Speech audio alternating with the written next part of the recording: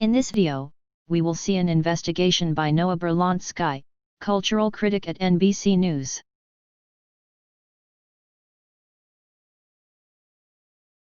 Subscribe to the channel and like. You will have fresh news on everything. Trump's tweet about the suburban lifestyle mixes race and class. Here is what interests voters most. Commentators have argued that growing class inequality is the most important problem of our time. But political scientist Zoltan Hagenel makes a compelling case for the primacy of race.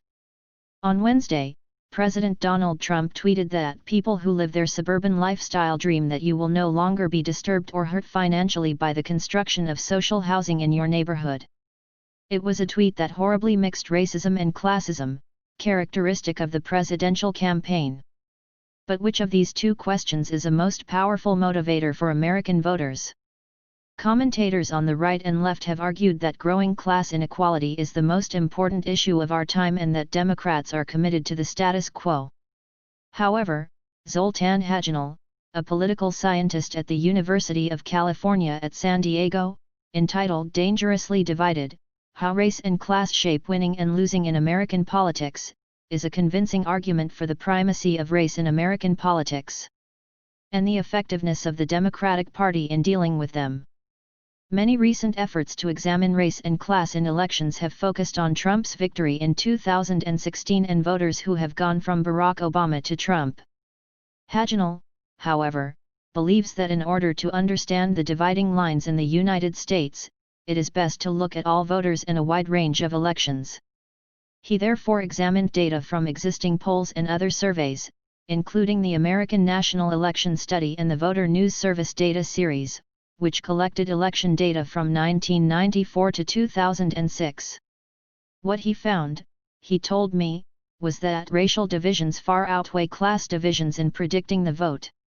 In the 2016 presidential election, 89% of black voters chose Hillary Clinton, compared to 37% of white voters, a whopping 52-point gap. In comparison, the income gap was minimal. According to the Roper Center, there was only a 6-point gap between the percentage of voters with incomes below $50,000 who voted for Clinton, 53%, and those with incomes above $100,000, 47%. Les cartes ratios sont également frappants lorsque vous examinez d'autres mesures, tels que les électeurs qui soutiennent les candidats gagnants et ceux qui soutiennent les candidats perdants.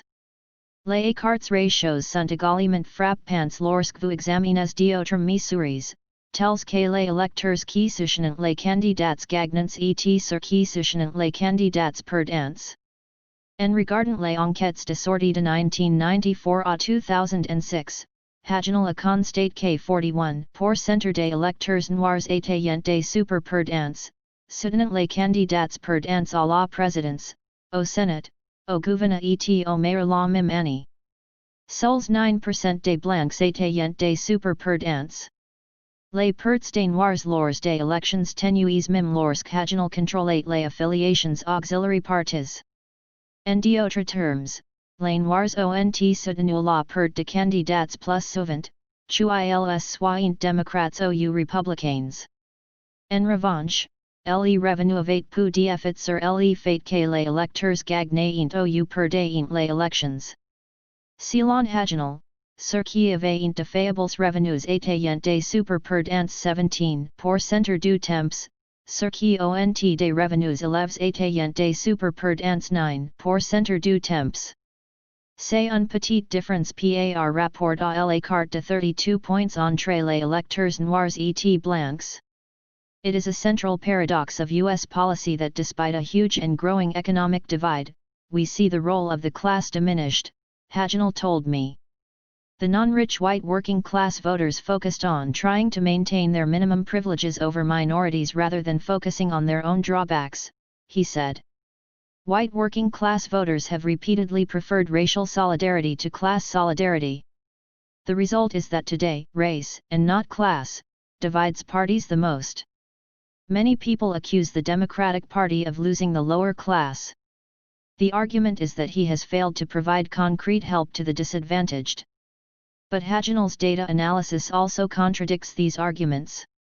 Examining economic well-being under presidential administrations from 1948 to 2010, Hagenel found that black family income increased on average by $895 per person under Democratic presidents and only $142 under Republicans.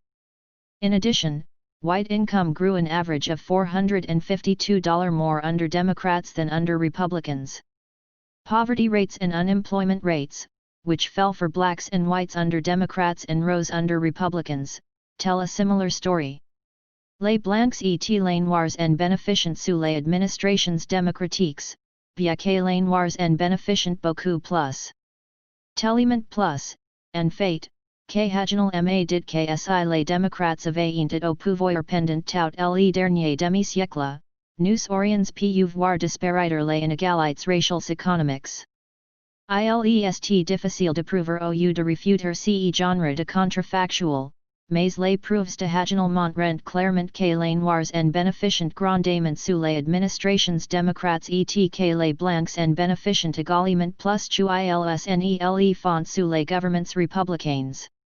Les présidents démocrates améliorent le bien-être économique de chacun. Cependant, il est très difficile de garder les républicains hors du pouvoir si les blancs les soutiennent. La démographie américaine change et les duns du recensement suggèrent que les États-Unis seront une nation majoritairement minoritaire d'ici 2045. Même ainsi, a déclare Hagenel, les blancs ont des taux de participation plus élevés, plus d'argent et plus de pouvoir. C'est toujours le cas et le sera pendant peut-être des décennies à venir que les blancs seront en mesure de contrôler bon nombre des résultats dans la sphère politique, surtout si les blancs deviennent plus unis, matil dit. In fact, whites have gradually moved away from Democrats. Parties became polarized on race after Democrats supported civil rights in the 1960s. But while President Bill Clinton won 49% of white voters in 1996, John Kerry won just 41% in 2004 and Hillary Clinton won just 39% in 2016.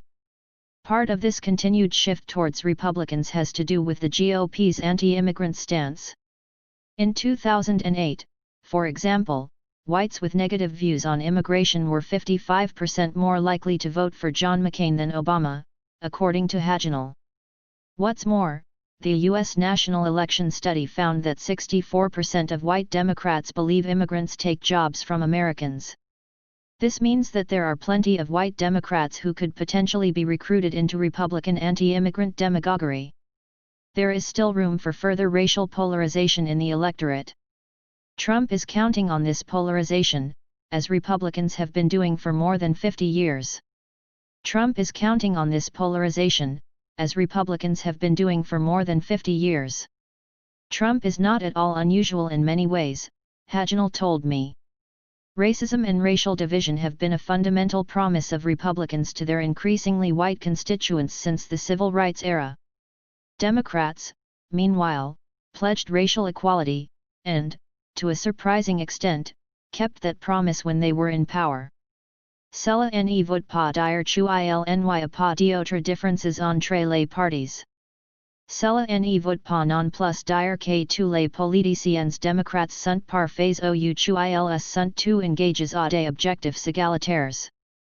Au cours de la saison première, les propositions de candidats démocrates comme les sénateurs Bernie Sanders et Elizabeth Warren ont mis en évidence les moyens par lesquels le parti pourrait faire mieux pour élargir les auxiliaires de santé, renforcer les syndicats et rendre l'éducation et le logement accessibles à tous.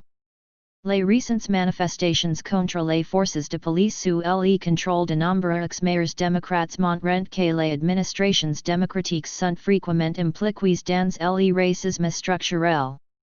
Mais malgré tous les échecs des démocrates, les recherches de Hagenel offrent auxiliaires électeurs et opposent un choix clair et difficile. Les républicains défendent de plus en plus la domination blanche. Les démocrates défendent de plus en plus l'égalité pour tous. Les tweets et déclarations publiques de Trump n'essayent même pas de cacher ce fait, Au contraire, ils offerent un flot constant d'appels nous auxiliaires préjugés racistes et tclassists. En November, nous verrons quelle option les pays choisit.